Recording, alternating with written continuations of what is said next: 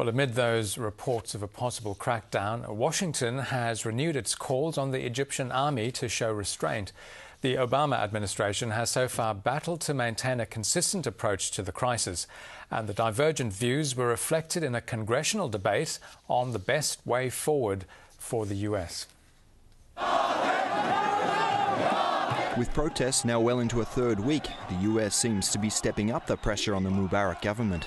What we see happening on the streets of Cairo is not altogether surprising when you understand the lack of steps that the government has taken to address their concerns.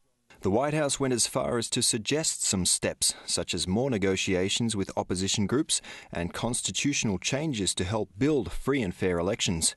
But the Americans are walking a fine line. From our standpoint, what's important here is not how we view things. We're not trying to dictate anything. As we've said and emphasized many times, there will be an Egyptian solution, and Egyptian actions within this orderly transition. Earlier this week, US Vice President Joe Biden raised some hackles in Cairo when he called for immediate, irreversible progress.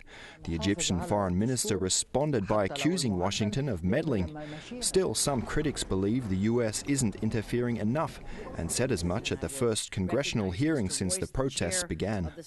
Until there's evidence that a real transition is underway, with the exception of aid for humanitarian needs or with the transition, we need to suspend our aid to Egypt.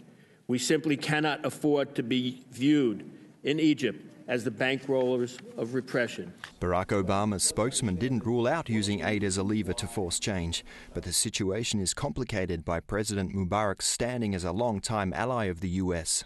We didn't put the Mubarak government in power, but we supported it because it pursued regional policies we generally supported. The 1979 peace treaty with Israel was one of them.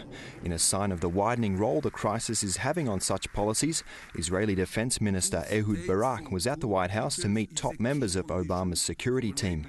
Not surprisingly, they gave him an unshakable commitment to Israel's security. Sergei Pianella, World News Australia.